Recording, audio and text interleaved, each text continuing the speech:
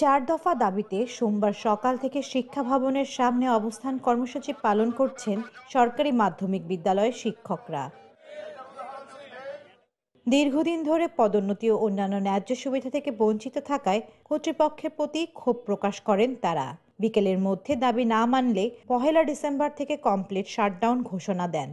যদি এই আজকের মধ্যে কোনো রকম সুরাহা না করা হয় তাহলে আগামী 1 তারিখ থেকে অর্থাৎ আগামীকাল থেকে আমরা কমপ্লিট শাটডাউন ঘোষণা করেছি। মাননীয় প্রধান উপদেষ্টা এবং শিক্ষা উপদেষ্টাকে বলতে চাই যে আপনি অবিলম্বে আজকের মধ্যে যদি আমাদের দাবিটা মেনে নেন তাহলে আমাদের সকল কর্মবিরতি সহ আমরা সবকিছু প্রত্যাহার করে নিব। ফলে স্থগিত হয়ে পড়বে মাধ্যমিকের বার্ষিক ও টেস্ট পরীক্ষা। দাবি মেনে নিলে পুনরায় শ্রেণীকক্ষে ফেরার কথা জানান তারা।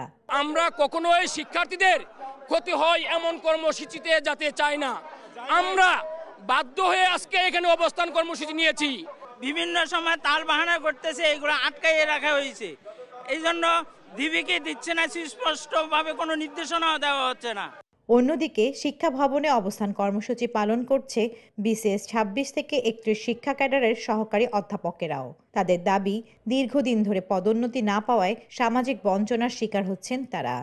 আমরা সরকারের অনুগত কর্মচারী হয়েও আজ আমাদের দাবি জানাতে বাধ্য হচ্ছি যে অনতিবিলম্বে আমাদের এই মানবিক দিকটি বিবেচনা করতে হবে। আমার চাকরি 8 বছর সহকারী অধ্যাপক পদে 8 বছর চলছে, এখনো আমরা সহযোগী অধ্যাপক পদে পদোন্নতি পাইনি। যেহেতু আমরা আগে অফিসিয়ালি জানিয়েছি, হচ্ছে না দেখে আমরা এখানে এখন চাচ্ছি এবং এখান থেকেও আমরা আমাদের নীতিমালার মধ্যে থেকেই আমরা শান্তিপূর্ণ অবস্থানের মাধ্যমে আমরা আমাদের পদোন্নতি দাবি করছি।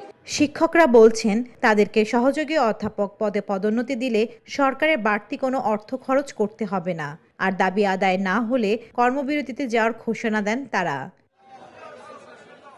জান্নাতুল মোহনা, দেশ টিভি, ঢাকা।